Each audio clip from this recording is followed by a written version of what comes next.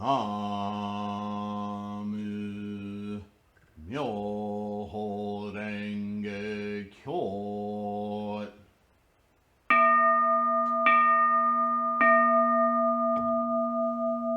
Namu Myoho Renge Kyo.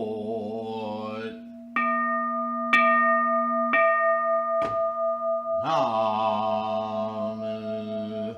Myoho Renge Kyo.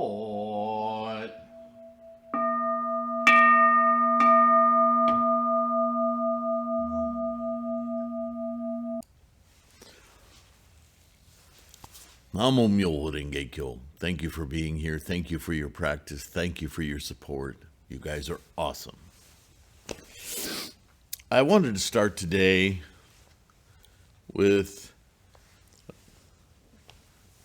to address something that I know we all feel at some point or another when we start, when we've been doing it, when you're, however long you've been practicing Buddhism.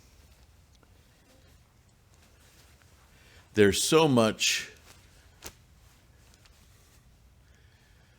I don't know whether to call it information or data, but there's so much information.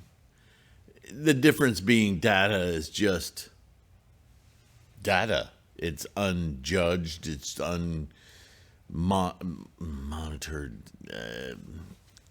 It's somewhat judged. It's somewhat, right? If you look through academic channels, you will find hopefully data that can be taken with some level of merit, certainly expertise of some sort. How it then becomes converted into our minds as information, useful data, applicating those ideas into our lives, information. Is it helpful? Is it not helpful? Is it just more mental masturbation, or are we actually gaining insights? You know, ultimately, there's only one insight that really matters, and that is your observation of the true nature of all phenomena. From that point, you can say that you're experiencing authentic life. Everything else, no matter how authoritative or academic or scholarly, it's all up for grabs. And here's why I say this, and this is why I bring this up. When we first begin our path into alternative ways of understanding, alternate to what? Our basic understanding of life, from childhood, from birth into this physical universe on. Look at a baby. Everything goes in the mouth. What is this? Is always that primary question. What is this? What is happening? What is going on? And it's not until we identify multiple things in our almost cataclysmic barrage of input that we start to understand that it is something or someone that is voracious about this input. Sooner or later, our gaze, visually, orally, sensibly, all our senses, our earthly senses, are all pulling in. And at some point, pulling into what? And it doesn't take long before what becomes who, becomes me, becomes now I have formed. I am a thing. And then life goes on from there. We've explored energy, formations of energy, creating mass, creating matter, creating thingness. So we've explored scientifically the nature of being. But is physicality being, or is physicality the product of a being? Or is being an opportunity to understand the whole process? All of those kinds of questions, they don't come immediately. They usually come after years of expectations being failed. Our premise of, puberty. When we first go through puberty, our whole world shifts. Whoa, everything looks different. I am different within it. And so we make experiments, because life experience is an experiment, right? We never are convinced that this equals that. We want to believe that something will, upon action, result in certain circumstances or in certain results, but it's never quite what we expect, right? That's the nature of life. We're just this big ball of desire, energies trying to manifest, but we are horrible at predicting what will manifest because we are so limited in our understanding of what drives us. Even in those moments of youthful hubris that we think, I know who I am, and I will make this happen, we have limited success because result doesn't always measure to expectation. We're actually, depending on our ego's strength, quite malleable, willing to accept results as though we expected them. But we're always modifying.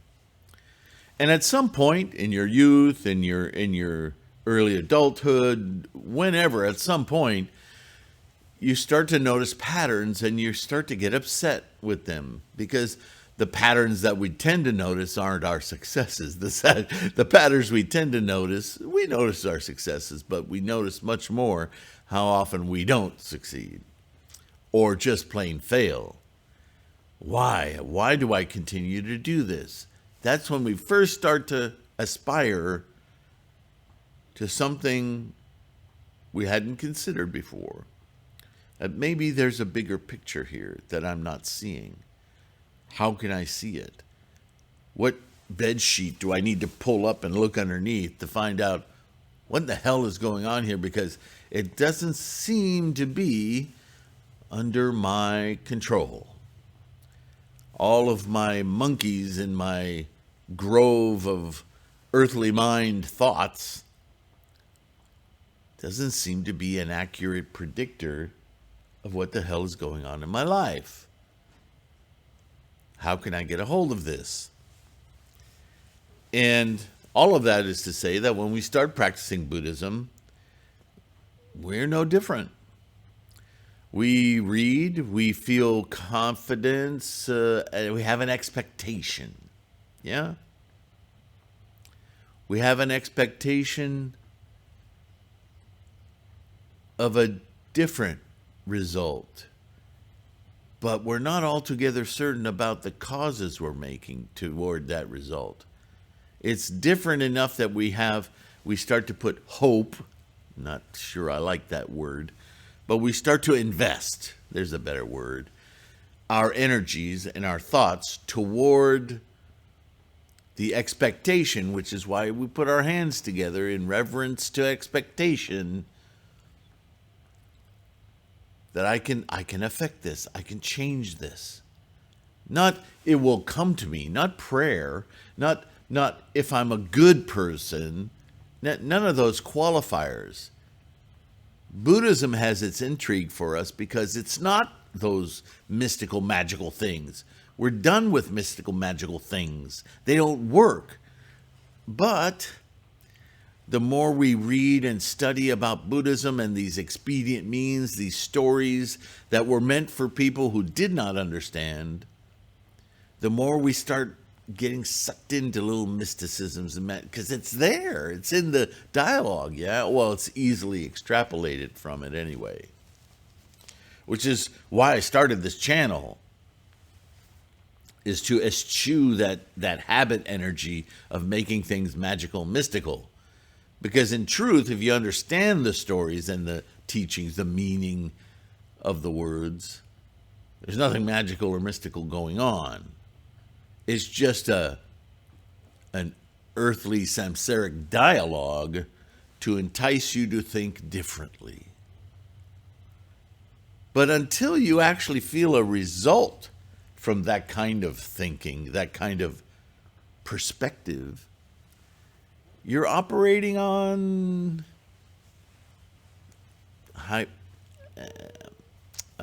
experimentation, testing. We're always doing that.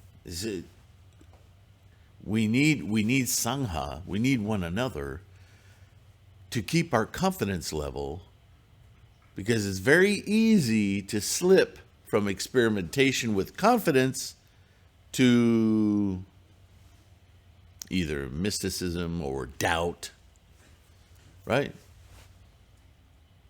But, just like anything else that works, we recognize reward, benefit, betterment, and our confidence builds.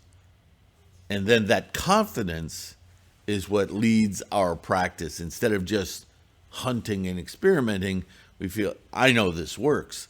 I've seen it work in my life, in my mind, in my environs.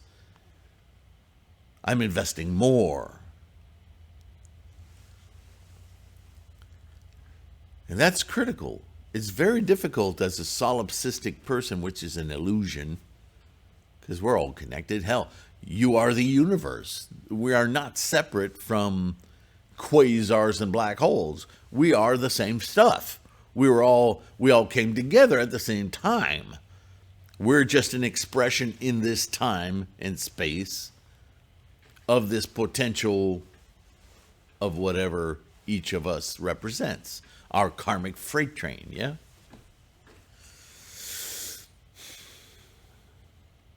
And our grand benefit is to be able to experience that reality. Is very liberating.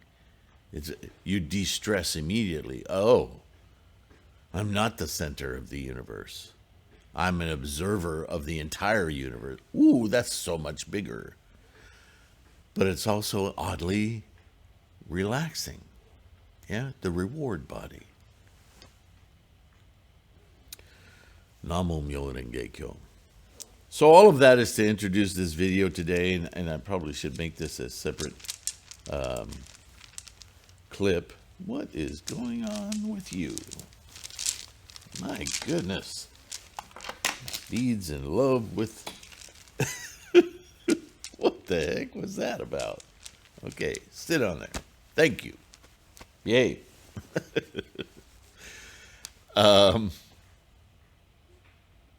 Why are we studying the Vimalakirti? Sifu, why aren't we just studying the Lotus Sutra? That is what we do. That is what we practice. Namu Myoho Renge Kyo. Namu, the wonderful Lotus teaching. Namu Buddha-ness. Yes, of course. That's what we do. That's what's important. But with that practice, it begins to ring hollow if our confidence wanes, if our surety wanes, and we are samsaric beings, easily distracted, constantly distracted. So what do? Live in front of our Butsudan and chant 24/7 and have food delivered to us while we're chanting Namo Myoho Renge. No, we would like to think that by chanting Namo Myoho Renge Kyo repeatedly, morning and evening, waking up into it and going to sleep with it, we can maintain that Buddha mind, that enlightenment, that knowing, that confidence that our lives are a manifestation of something immense, and that everything around us is a reflection of that life. And so we want to treat our environment with the respect and awe and compassion and embracing and love that we expect in our lives. Because when we expect it for ourselves, we are saying this, whatever this is, and what it is in, because this does not exist without that, the duality. It's like the glass half empty or half full, right? The scientists would say, well, it's always full.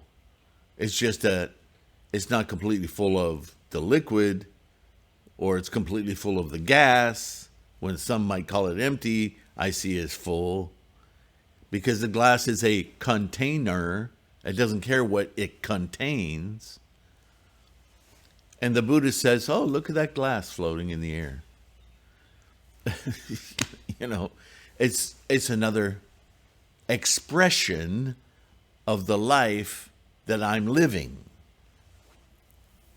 And it appears to me, feels to me, looks to me, smells to me via my particular expression of this freight train of karma that my mind emerges from and witnesses. It's a different way of experiencing life, isn't it? So back to Vimalakirti or anything else that we read. These are older sutras, and they don't have the culmination of self-practice that the Lotus Sutra has. But the Lotus Sutra is built upon the basics, the understandings, the insights of previous teachings. So when we read the Vimalakirti, you'll notice there's certain terms that pop up. Sifu, I've heard you use these terms before. Yeah. They're not in the Lotus Sutra specifically, because if the Lotus Sutra were going to be a compendium of all the teachings that led to it, the Lotus Sutra would be 3 zillion pages. And honestly, quite difficult to digest. So there's a lot of assumed knowledge, assumed capacity, assumed terminologies in the Lotus Sutra. And just like anything else, if you want to understand quantum physics and the book you just bought about it, you might stumble every other page on terminology that sounds familiar, seems logical, but don't know what it's based on. So you're going to have to buy a book on applied mathematics or a book on chemistry or biology or some other thing in order to build your knowledge base. And then when you go back and read that sentence in the quantum physics books, you go, I know what that's referring to now. My picture of what that means is so much richer. And bing, bing, bing, insights galore, right? This is what we're doing. This is study. This is why study is so important. This is why Shakyamuni said, study all the scholarship of Buddhism. Don't limit yourself. Your path, your insights are unique to you. What little triggers are in the entirety of the teachings, they're precious. Always come back to Namo Myoho Renge Kyo. Always come back to center. But that center, that practice now, instead of becoming a habit energy that we don't invest into because it becomes rote, with every little insight, it becomes more valuable, more intrinsically enlightening, more permanent in our conditions and tendencies of our freight train, which therefore becomes influenced by our very participation, our insights, our confidence. And we get more obvious results. We actually see results we hadn't seen before simply because we understand better what it is we're doing. So, in that spirit, I'll definitely have to separate that out into, I'm going to keep it in this video, of course, but I'm going to separate it out so that it can be found easily on the channel. I think that's helpful if you're studying. Sometimes all of the, where did I hear him talk about that? Was that in the Vimalakirti or the Perfection of Wisdom? Where was that? It's hard to hunt around and find information later on. So if there's key concepts like the one I just elucidated, I don't do this all the time. I wish I was better at it. I wish I had an assistant to do it for me. Let that out of the bag. But as best I can remember with my aging mind, want to make it easier for you and I to find information. And isn't it interesting that we start today with a new chapter, Beyond Comprehension? I find that quite funny, especially in light of what I was just talking about. Okay. Let's see if I can keep these under control. They seem to have their own mind today. Okay. All right. At that time, Shariputra, observing that there were no seats in Vimalakirti's room, thought to himself, again, Buddhism is about the mind, right?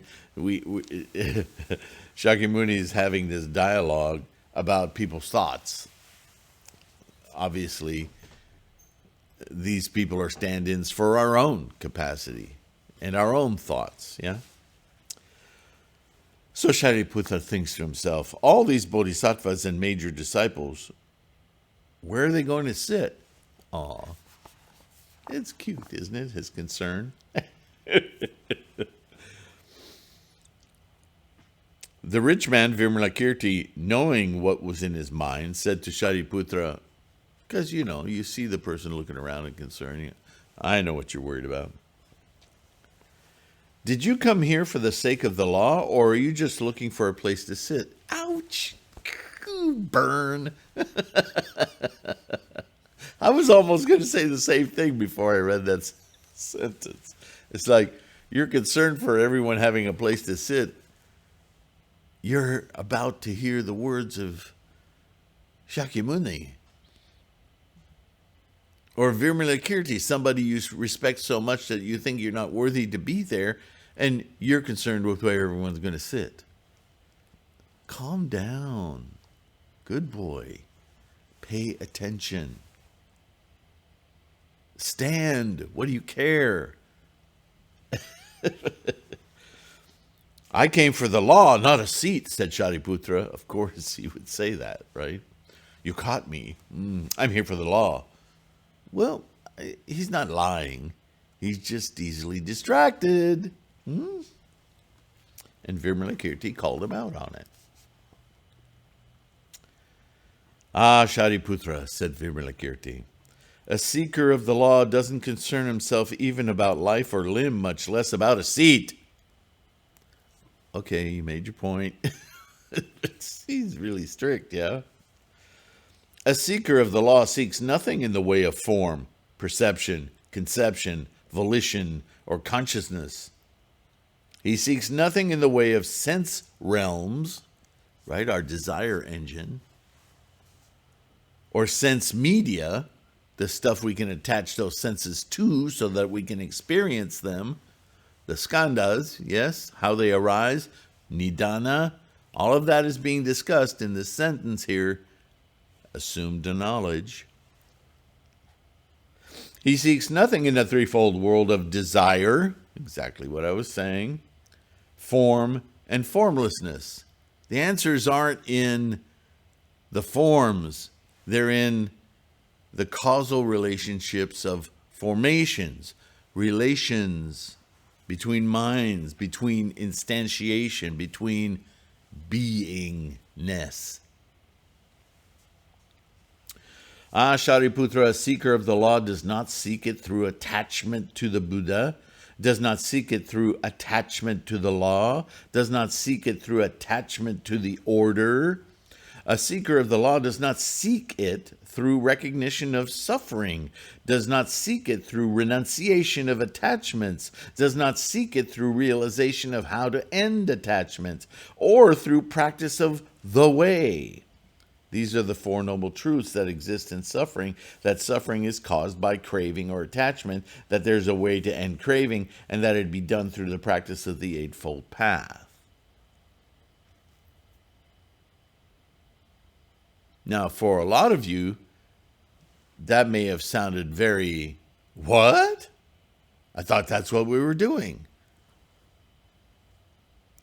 Again, this is a paradigm shift. This is a perceptive shift. And if that sentence caught you, please pay attention.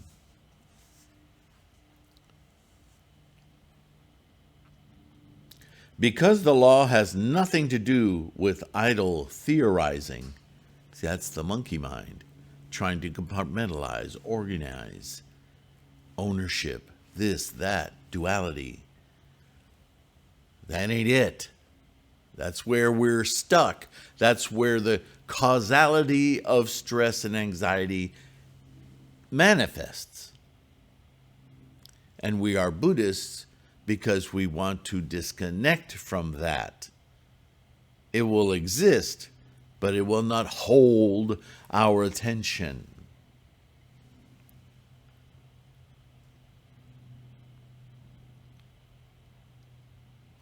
To declare that one must recognize suffering, renouncing attachments, realize how to reach extinction, and practice the way is mere idle theorizing, not seeking the law. So now, in retrospect, what I was talking about before we started the Vimalakirti again, do you understand? We're driven, our minds are constantly driven by thingifying, classifying, and identifying where or what we are, and that can only be done in opposition to what we are not, which is everything else. That is samsara. Becoming expert at qualifying it, counting it, identifying it, is not a release from it.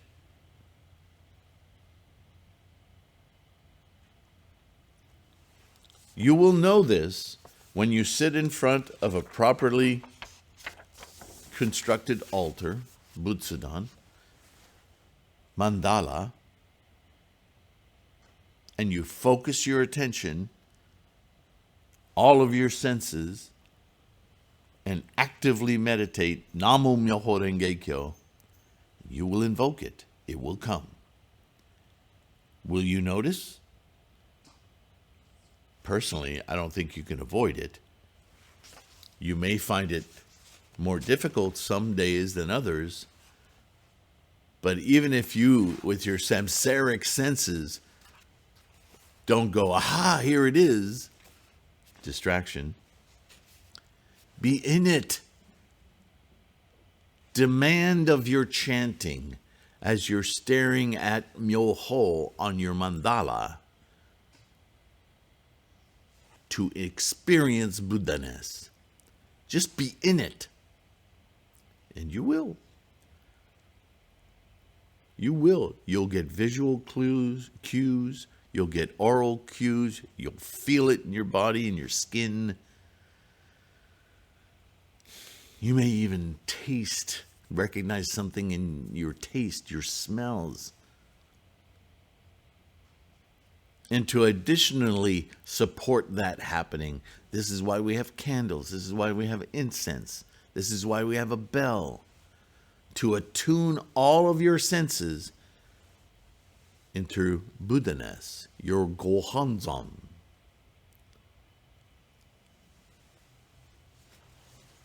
Dedicate your attention to enlightenment, not where you're going to sit down. Shariputra, the law is called tranquil extinction. But if one strives for birth followed by extinction, this is seeking birth and extinction. This is not seeking the law. Does that make sense? Extinction, or tranquil extinction, is, I forget what the grammatical term is, but it's a device with words to try to encapsulate that moment when you fuse with your Buddha-ness and that paradigm shift. Because in order to shift the paradigm, which you simply do when you chant Namo Myo Renge Kyo, of course this is in the Vimalakirti Sutra, but Anuttara Samyak Sambodhai are words describing this samadhi that automatically you shed these billions of attachment, habit energies, but not by wishing them away, right? We don't chant end attachments. We don't. It's simply a result, a shift. It's like when you're underwater and you're trying desperately to reach the surface so that you can get another breath.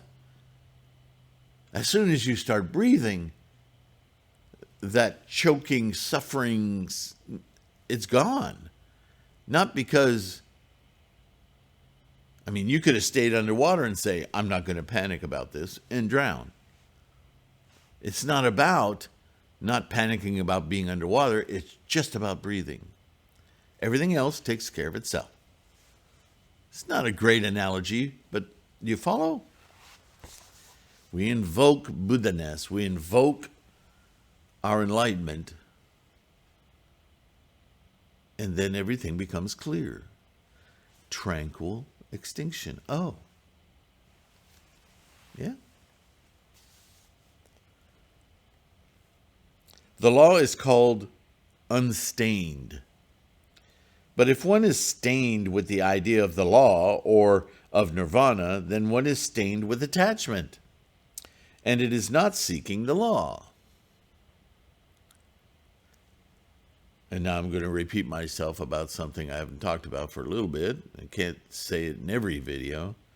But any teacher, quote unquote, or group or organization or sect,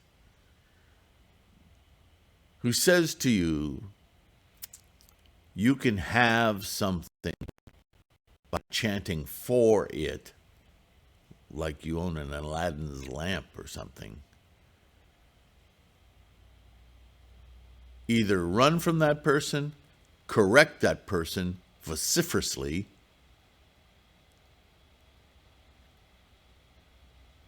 or just walk away, knowing that they have no idea what the practice of Buddhism is about.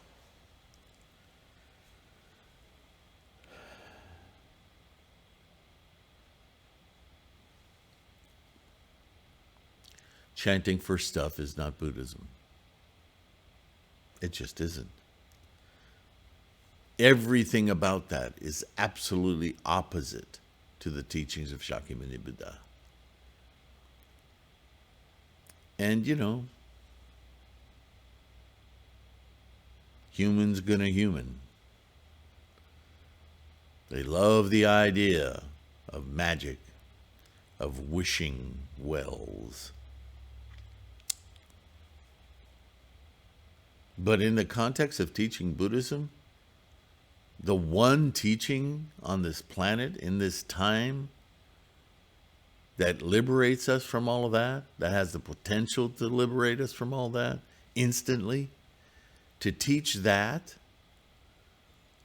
that's an insult of such magnitude that it needs to be quashed. It needs to be eviscerated. The law has no goal of activity, but if one actively pursues the law, one is pursuing a goal, and this is not seeking the law.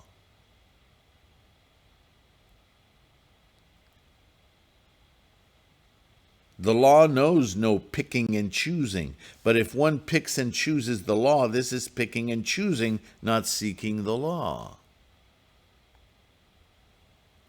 The law is independent of place, but if one fixes on the idea of place, this is fixation with place, not a seeking of the law. The law is called formless. If one tries to know it through form, this is seeking form, not seeking the law. I dropped the mic. Stuff.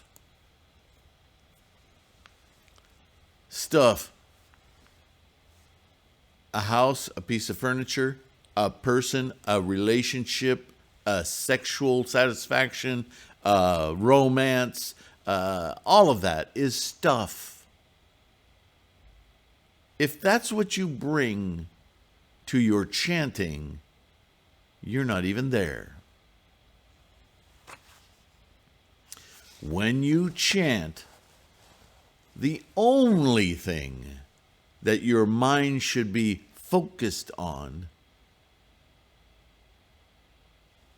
is Buddha-ness.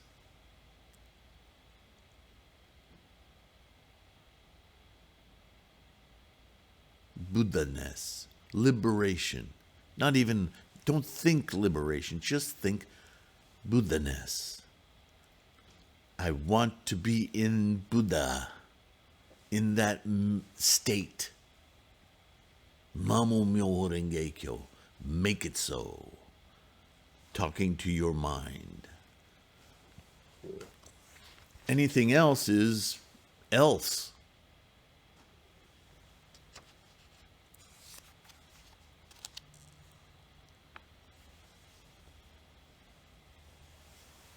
The law is not something that can be resided in.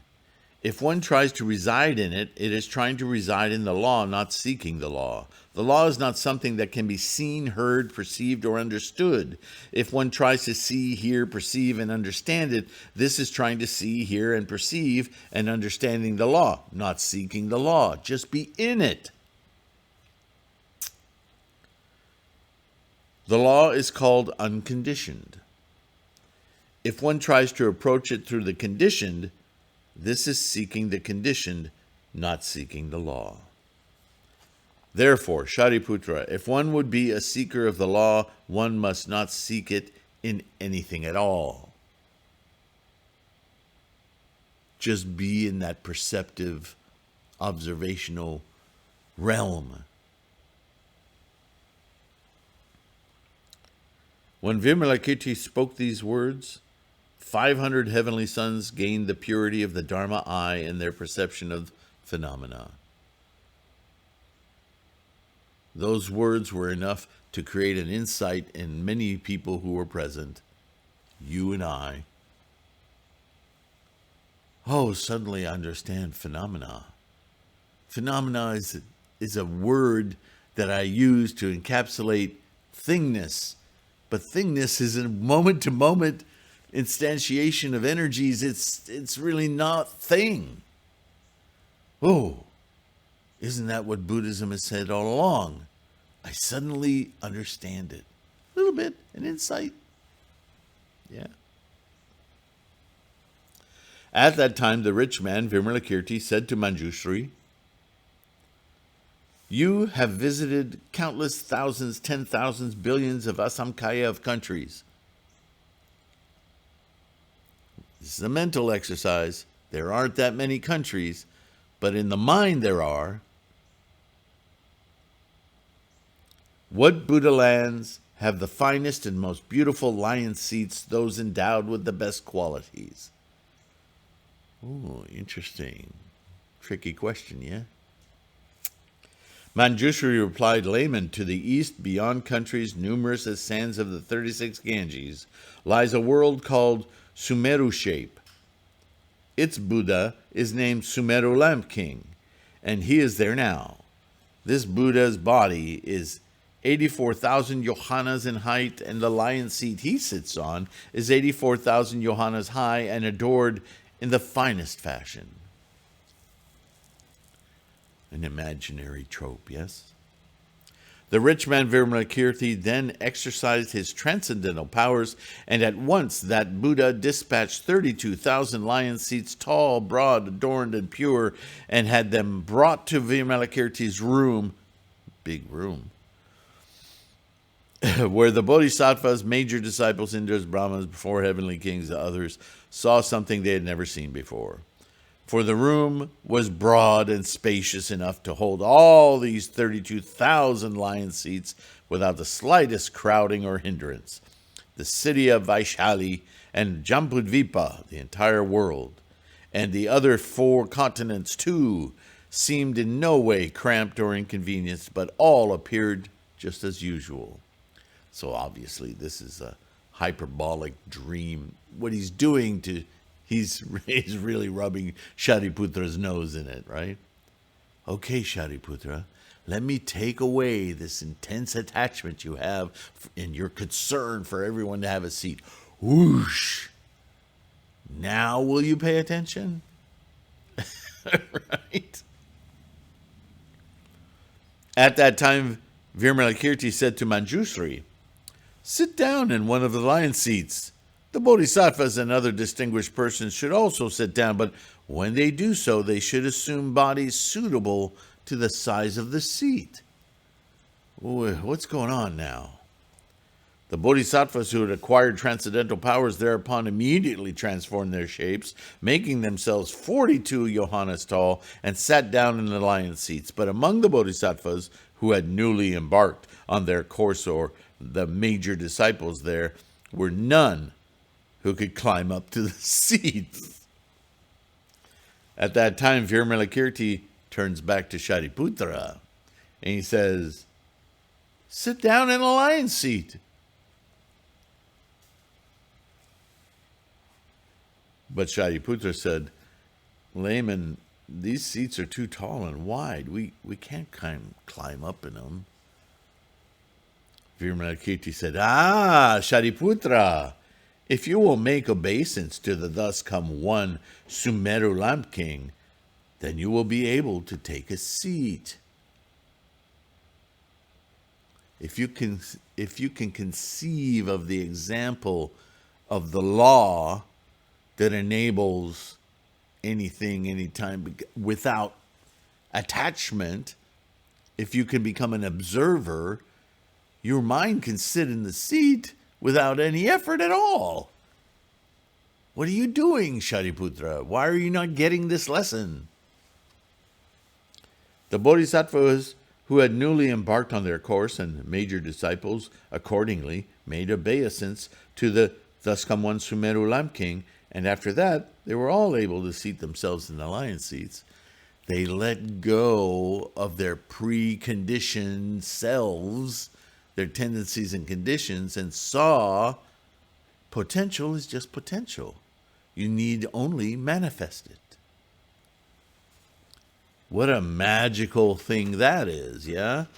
And this is why I say we have to be careful that we understand the ground on which these teachings are built.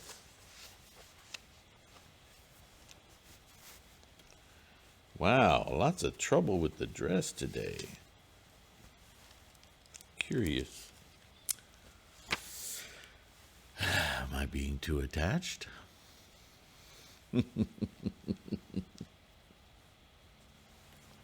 Shariputra said, Layman, I have never seen such a thing. A little room like this, and still it can hold seats as tall and broad as these, and the city of Vaishali, is in no way crowded or obstructed, nor are any of the towns or villages of Nampudviva or the other four continents cramped or inconvenienced, or the palaces of the heavenly beings, dragon kings, and spirits. I don't understand.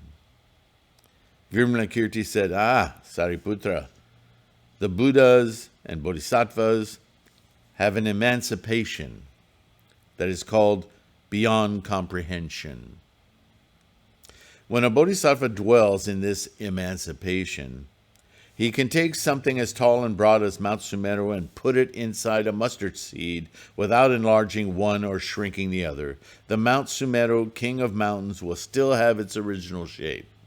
Moreover, the four heavenly kings and the gods of the Trimsha heaven, who live on Mount Sumeru, will not even know or realize they have gone to where they have gone to. Only those destined for enlightenment will be able to see that Sumeru has been put inside a mustard seed. This is called dwelling in the doctrine of the emancipation beyond comprehension. Or again, now you know what we're talking about. Over and over again, we're talking about this release, this liberation from thingifying everything. Look at experience. Look at the largesse of the universe and see if scale doesn't seem to vanish.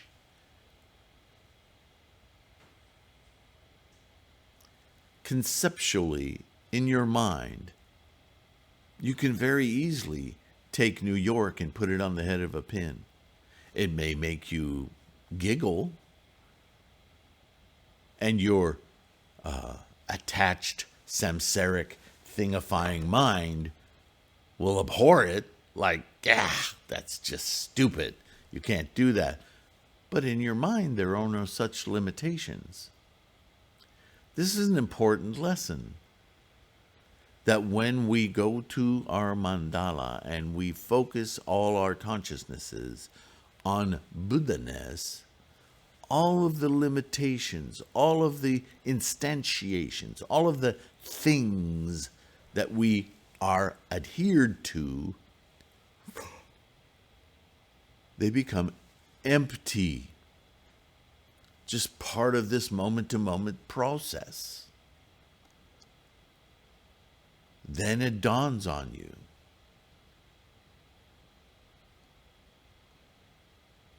How can I be so invested in moment-to-moment sparks and fireworks? When you look at a firework at a firework display, you can observe and hear and smell. You can sense all of the amazing things that produce that firework, but you don't try to hang on to it, bring it with you. It's a momentary occurrence. Moment. And you enjoy that. You participate in that event. But everything is like that. The universe itself is an event. And it recycles itself over and over. Look up CCC, Conformal Cyclical Cosmology. It's a brilliant interpretation of this time-space continuum. But it's a physical representation. Mentally, we can visualize that entire process. Does that mean that it takes 14 billion years for us to conceive of that? No, time disappears. It's a mental construct, yeah? And Buddha-ness is like this.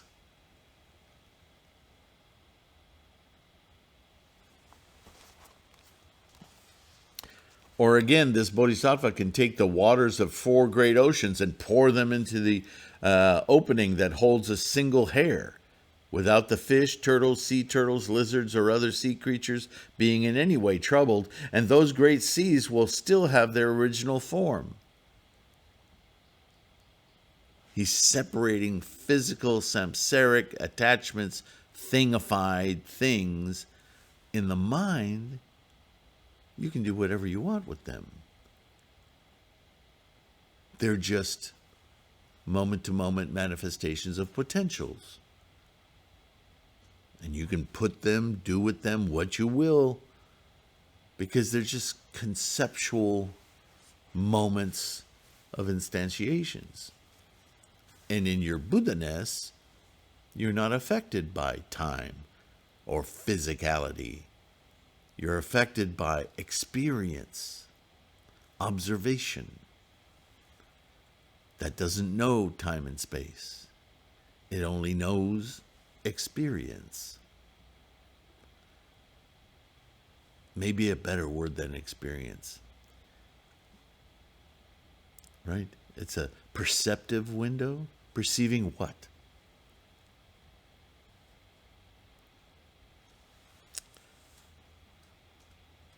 Or again, Shariputra, the Bodhisattva who dwells in the emancipation beyond comprehension, can slice off the millionfold world, grasp it in the palm of his right hand like a potter's wheel, and toss it in beyond lands numerous as the sands of the Ganges, and the beings in that world will not know or realize where they have gotten to. The Bodhisattva can then bring it back and put it in its original place, and none of the people will have any idea they have gone somewhere and come back, and the world will have the same shape as before. Again, Shariputra, suppose there are beings who want to live in this world for a long time, but are qualified to enter enlightenment. This Bodhisattva can stretch 7 days into a kalpa, so that those beings, they really seem like a whole kalpa.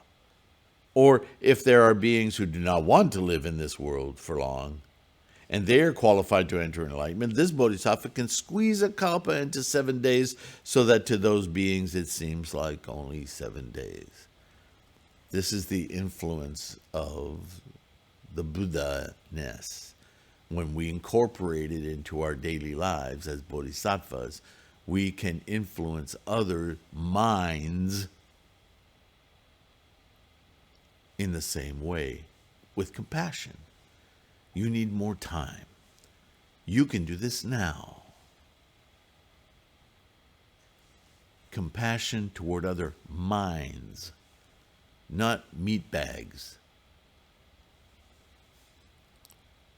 Again, Shariputra, the Bodhisattva who dwells in the emancipation beyond comprehension, can take the manifested adornments from all the Buddha lands, gather them together, and show them to the beings living in a single country. Or this Bodhisattva can place all the beings of a single Buddha land in the palm of his right hand and fly with them around the 10 directions, showing them everything, and yet never move from his original post. And I'm going to take a chance on you. You've heard me, not very often, because I sometimes worry about pointing this out. But I don't think there's one among you, and I will qualify this, you who are practicing correctly, because I know some of you don't even have a mandala, or you have an old mandala from some other organization or whatever. Those of you who have a Nichiren inscribed mandala without any of the other attachments, who have it properly enshrined, right?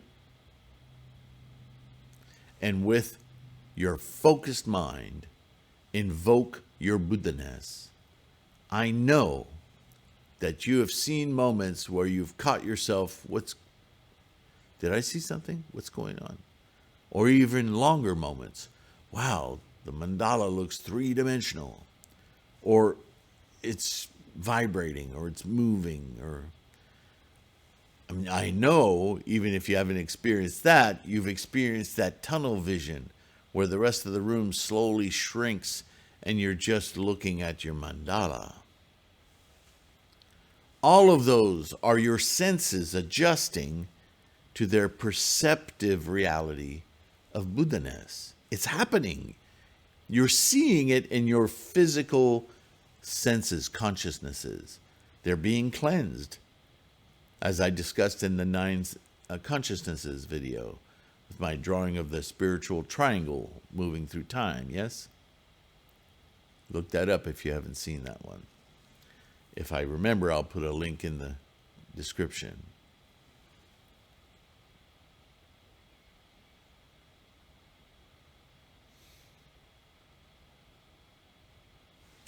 Or Shariputra, this bodhisattva can take all the objects offered to the Buddhas by the beings in the worlds in the 10 directions and make them all visible within a pore that holds a single hair, or take all the suns, moons, stars, and constellations that belong to the worlds in the 10 directions and make them visible within the pore of a single hair. The entire universe. And this is, again, echoing what I've said before. You are the universe. The universe is you. Our distinctions, our differentiations are constructs within that entire engine of life. I know it's hard to conceive, but what are we talking about here? Beyond comprehension, because comprehension is what? It's an observation of facts, of things, of qualifications, of data. But what are we to experience of it? What do we get out of it? Do we stay in the engine of thingifying, always miserable about gaining, losing, holding on to, possessing? Or do we participate in that whole drama with a mind that realizes it's just moment-to-moment energy? It glistens for us. Or Shariputra, he can suck into his mouth all the winds from the worlds in the 10 directions without doing any harm to himself or breaking down the trees that grow there. Again, this sounds magical, mystical, doesn't it? But understand the point that's being made. It's not that you stand out there like the big bad wolf and you say, with one breath, I'm going to inhale the universe. And I mean, you can make great animations and cartoons and movies and special effects about all this stuff, but that's not the point. The point is that you're not doing those things, that you're conceiving of those things as equally possible as what is going on now. In other words, there are no rules, limitations of what can manifest from potential. We live constantly, we abide in an instantiation of the process. And when this universe swallows itself into emptiness and begins again, it will be a whole new batch of manifestation from all potential. Will it look the same? Will it look different? Stop looking. Simply perceive the process. How it looks, how it manifests, what it manifests, those are all distractions and attachments. And their only value is entertainment. Joy. Wow! It's like opening presents.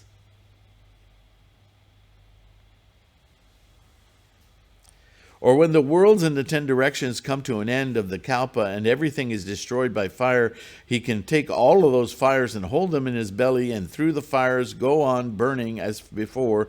The bodhisattva suffers no harm. Or he can go down to the lower region, past Buddha lands, numerous as the sands of the Ganges, pick up one Buddha land and lift it to the upper region, above Buddha lands, numerous as the sands of the Ganges, as one would lift the leaf of a jujube tree on the point of a needle, and that land will be in no way troubled. Are you seeing here? The expert storytelling, trying to eke out in the mind of Shariputra the difference between being in samsara and being completely released to participate, observe, and transcend samsara. It's the beingness that is everything. It is the law of all phenomena and nomina. Or Shariputra, the bodhisattva who dwells in this emancipation beyond comprehension, can use his transcendental powers to make himself appear in the body of a Buddha, or the body of a Pratyeka Buddha, or that of a voice hearer, an Indra, a Brahman king, one of the four heavenly kings, or a wheel-turning king, or again, he can take all the voices uttered by the beings in the worlds of the 10 directions, high, middle, low, grade sounds, and transform them all into the voice of the Buddha. He can make these voices discourse with the sounds of impermanence, suffering, emptiness, or non-ego, or expound all the various doctrines preached by the Buddhas of the 10 directions and cause those doctrines to be heard everywhere. Guess what that paragraph is talking about? Maybe not at that time, but as Lotus Sutra Buddhists, you know. That's chanting. That is what occurs when we actively meditate. Chant Namu Myoho Renge Kyo to our mandala and reach into that mind of attachments and unlock the Gohonzon perception, the Buddha-ness of being. This is exactly what we do. To make himself appear in the body of a Buddha, we invoke our Buddha-ness. That has to be my favorite paragraph. That is the Lotus Sutra, albeit explained to people who aren't capable yet of understanding that it is within. Look who he's talking to. Is Shariputra ready to understand that simply active meditation will invoke his Buddha-ness? Hell, he's very smart, Shariputra. He knows a lot, but he doesn't have the experience. He doesn't get it yet.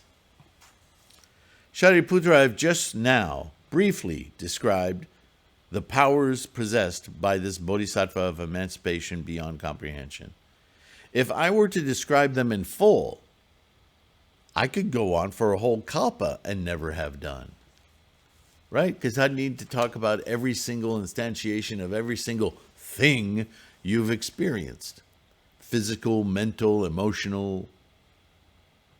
Do I really have to go that far for you to understand what it is I'm talking about?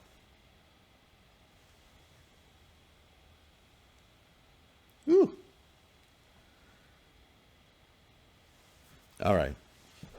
Now we're going to move to Mahakashyapa. So I'm going to start there in the next video because I've gone on. This is a long one today, but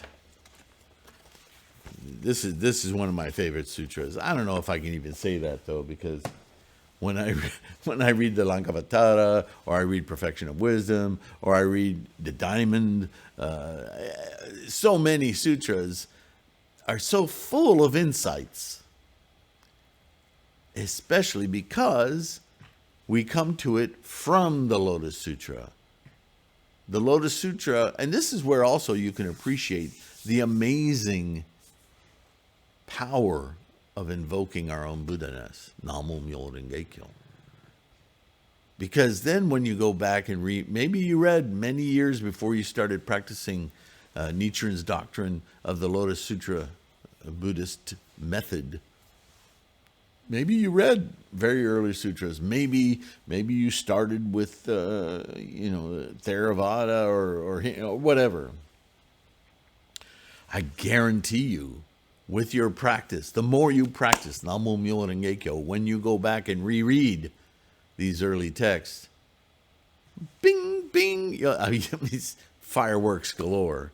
Suddenly everything comes together and makes sense. Makes sense. It's not magical. It's not mystical. It's a clear observation of the true manifestation of all phenomena, the true aspect of what is life, which is incredibly liberating. Namo Myoho Renge Kyo. Thank you. Thank you for your practice, for your study, for being here. Yeah. Just got thank you to patrons of all sort from Patreon and individually. Just bought this little thing. It's an SSD. I have 2 others, and I keep buying them because I'm filling them up with videos and podcasts. And I've gotten into this happen because it has happened that I've had a drive fail on me, and I lost all my original videos. And in a way, thank goodness for YouTube, because what I published on YouTube, I was able to download from YouTube, so I can maintain a library. Yeah. Unfortunately, when you download videos from YouTube, they're not in their original uncompressed state. They're not unedited. Yeah. But at least I have a record. So this is a new one because I'm rapidly filling up this 1 terabyte SSD. But I can purchase these things to keep this channel going and recorded because of your assistance, your support. So that's very, very meaningful. It's bodhisattva work. And in that vein, subscribing, liking these videos, also commenting are all supports to keep this channel going, to expand our Sangha. So thank you for those efforts. Keep a watch on your health. Take it seriously. Your health means everything. Namo Myoho Renge Kyo. Keep your practice strong, and I'll see you in the next one, okay? All right. Thanks again. Bye for now.